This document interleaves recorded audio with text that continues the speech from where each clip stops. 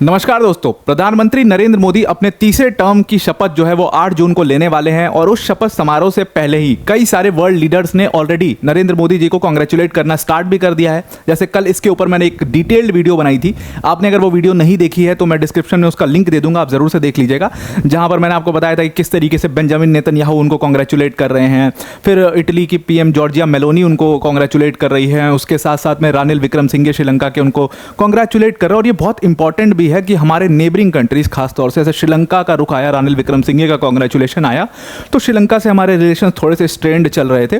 तो वहां पर जब श्रीलंका जैसा देश हमें हमारे करीब आने की कोशिश करता है तो इंडिया को भी दोनों हाथों बाहों को खोल करके श्रीलंका जैसे नेशन से अच्छे रिलेशन बनाना चाहिए। और उसी वीडियो में मैंने आपको यह भी समझाया था कि कैसे इस बार जो मैनिफेस्टो था भारतीय जनता पार्टी का, उसमें नेबर फर्स्ट पॉलिसी को काफी प्रायोरिटी पर ऊपर रखा गया था। बिकॉज नेबर फर्स्ट पॉलिसी कहीं ना कहीं पिछले 2-3 सालों में थोड़ी सी फेल होती हमारी नजर आई है, in case of Maldives, Myanmar, Sri Lanka, इन सारी कंट्रीज को अगर हम देखें गौर से।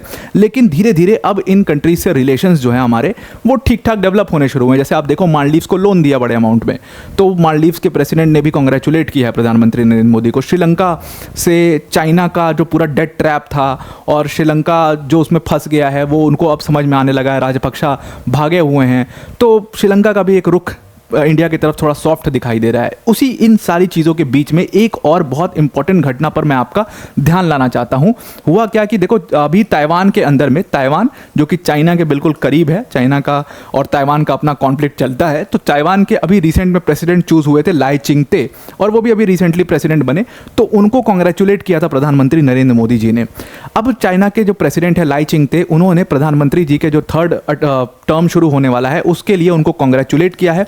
और इसमें उन्होंने इंडिया और ताइवान की पार्टनरशिप के बारे में भी कहा है कि we are looking forward to work with India. उन्होंने एग्जैक्टली क्या लिखा, देखो ट्वीट करके उन्होंने पहले लाई चिंगती ने यहां पर लिखा कि हम इंडिया के साथ मिलकर के पार्टनरशिप करना चाहते हैं, खासतौर से 2 सेक्टर्स में, एक ट्रेड में और दूसरा टेक्नोलॉजी में। इन दोनों सेक्टर्स में हम काम करना चाहते हैं और उसमें हम इंडो पैसिफिक रीजन को और स्ट्रॉन्ग पीस और प्रॉस्पर बनाना चाहते हैं। अब जो यहां पर हैशटैग इंडो पैसिफिक रीजन उन्होंने यूज किया है टर्म, ये बहुत ज्यादा इंपॉर्टेंट है और इस पर मैं आपको थोड़ा सा ध्यान लाना चाहता हूं। देखो, इंडिया के लिए ना इंडो पैसिफिक रीजन में एक डोमिनेंट पोजीशन होना काफ़ी ज़्यादा इंपॉर्टेंट है। मैं कई बार आपको बता चुका हूं कि इंडो पैसिफिक रीजन में कई सारे बड़े देश अब मौजूद हैं। रशिया मौजूद है, यूएस बहुत ज़्यादा मौजूद है। तो इंडिया के लिए ऐसे सब केस में चाइना को अगर काउंटर करना है तो इंडो पैसिफिक रीजन में एक बड़ी डोमिनेंस चाहिए, और उसके लिए ताइवान जैसे दोस्त अगर इंडिया लगातार बना, जैसे वियतनाम के साथ अच्छे रिलेशनशिप बिल्ड करने में लगे हुए हैं, ताइवान के साथ अगर अच्छे रिलेशन हम बिल्ड करते हैं, फिलीपींस के साथ अच्छे रिलेशंस बिल्ड करते हैं, तो इंडो पैसिफिक रीजन में एक अच्छा दबदबा इंडिया जैसी कंट्री का हो पाएगा। और इसीलिए आप देखो, अगर इंडिया के पिछले 10 सालों में आप सबसे बेहतरीन चीज़ कोई कह सकते हो ना, तो वो इंडिया की पॉलिसी में उसकी फॉरेन पॉलिसी रही है, उसकी foreign diplomacy to be very specific रही है। जिस तरीके से हमने कंट्रीज से जो रिलेशन साधे हैं, ज़रूर नेबर फर्स्ट पॉलिसी में हम थोड़ा सा पीछे रहे, लेकिन बाकी जिस तरीके से हमने कंट्रीज से रिलेशन साधे हैं, आपको ज़रूर सराहना करनी पड़ेगी इसमें। एस जयशंकर साहब की, जो हमारे एक्सटर्नल अफेयर्स मिनिस्टर हैं, उन्होंने बहुत अच्छा इसमें काम किया है।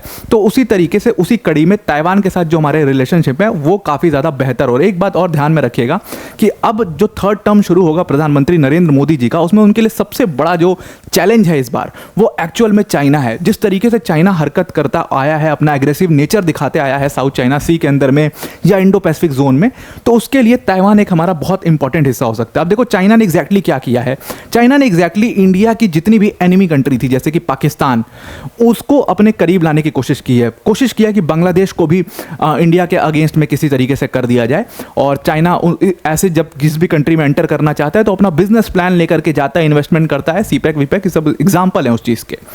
अब सेम चीज़ इंडिया भी स्ट्रैटेजिकली कर सकता है, और वो स्ट्रैटेजिकली हमें वो जो एंट्री मिल रही है वो एक्चुअल में ताइवान के थ्रू मिल रही है। ताइवान ऑलरेडी परेशान है चाइना से, बिकॉज वहाँ पर लगातार चाइना जो है वो मिलिट्री ड्रिल्स करके उनको परेशान करता रहता है। तो Taiwan is also looking for the opportunity to shake hand with India, और ये इंडिया के लिए बिल्कुल सही मौका है ताइवान के साथ अच्छा रिलेशनशिप बनाने के लिए और चाइना को उस पूरे जोन में काउंटर करने के लिए। अब बहुत अचंभे की बात है कि चाइना के जो फॉरेन मिनिस्टर हैं उनका भी जो है कांग्रेचुलेशन का पोस्ट जो है वो इंडिया के प्रधानमंत्री के लिए आया, और उन्होंने कहा कि वो जो चाइना की फॉरेन मिनिस्ट्री है वो चाहती है कि चाइना और इंडिया के रिलेशंस जो हैं वो पहले की तरफ बेहतर हो पाएँ, उसके लिए दोनों कंट्रीज़ को कोशिश करनी चाहिए।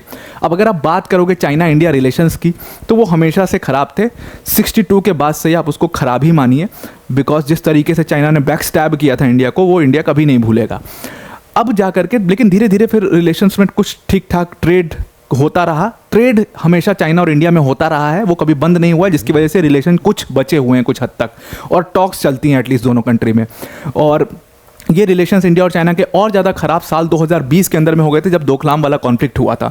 तो उसके बाद तो आप समझ लिए रिलेशन बहुत ज़्यादा खराब है। ट्रेड हमने हमेशा कंटिन्यू रखा, लेकिन दूसरे लेवल पर हर जगह पर चाइना से रिलेशंस बहुत ज़्यादा खराब रखे हैं। खासतौर से जो हमारी फॉरेन पॉलिसी है वो बिल्कुल भी चाइना को डिटर करने की कोशिश है, क्योंकि चाइना जैसी अग्रेसिव कंट्री को अगर आप डिटर नहीं करोगे तो वो आपके टेरिटरी में ज़रूर से घुस जाएगी। और जिस तरीके से चाइना हरकतें करता रहता है, चाहे अरुणाचल प्रदेश का मैप वाला इशू हुआ जहाँ पर अरुणाचल प्रदेश जो कि इंटीग्रल पार्ट है इंडिया का, उसके कई सारे डिस्ट्रिक्ट्स को उसने अपने मैप में दिखा दिया। ऐसी हरकतें जब चाइना करता है, डिस्ट्रिक्ट्स के नाम चेंज करता है, तो ऑब्वियस सी बात है इंडिया के लिए वो एक बहुत बड़ा चैलेंज है और उसको काउंटर करना बहुत जरूरी है। तो थर्ड टर्म में China is going to be the biggest challenge for प्रधानमंत्री Narendra Modi and his cabinet.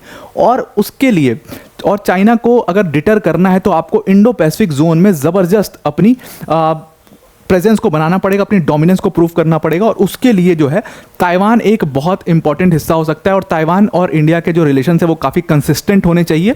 और ख़ास तौर से इंडिया भी टेक्नोलॉजी और ट्रेड में ताइवान के साथ मिल करके काम करने की कोशिश कर रहा है। एक बात और ध्यान में रखिएगा कि Taiwan has a very specific position into the microchip industry, और माइक्रोचिप इंडस्ट्री में अभी इंडिया एंटर करने वाला है, तो वहां पर Taiwan can strategically help India. तो आई होप आपको ये पूरा आर्टिकल समझ में आ गया होगा।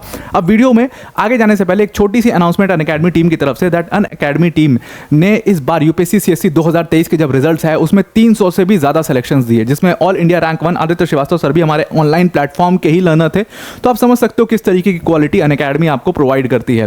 तो इस बार जो हमारा ये सक्सेस है उसको हम अकेले सेलिब्रेट नहीं करना चाहते, बल्कि अपनी वर्ल्ड अफेयर्स की ऑडियंस के साथ मिलकर के सेलिब्रेट करना चाहते हैं। और इसीलिए हमने यूपीएससी सीएससी की कोर्स फीस, जिसमें आपके 1.5 लाख 2 लाख तक रुपए लग जाते हैं, उसमें बिगेस्ट एवर प्राइस ड्रॉप किया, और ये कोर्स अब सिर्फ और सिर्फ आपको 24,999 में अवेलेबल हो जाएगा। मतलब इतने कोर्स फीस में आपको 15 मंथ्स की प्रिपरेशन इंडिया के टॉप एजुकेटर्स करवाएंगे, जैसे कि मृणाल सर, मधुकर सर, प्रतीक सर और सुदर्शन सर जैसी फैकल्टीज आपको इन बैचेस में पढ़ाएंगे। तो इस बैच को आप जरूर से ज्वाइन करिए। जहां पर यूज कोड का ऑप्शन आएगा वहां पर आपको सिंपली APYT10 यूज करना है ताकि आप डिस्काउंटेड प्राइस पा सकें। तो आई होप आपको ये पूरा आर्टिकल समझ में आ गया होगा। आज के लिए इतना ही। Thank you and have a nice day.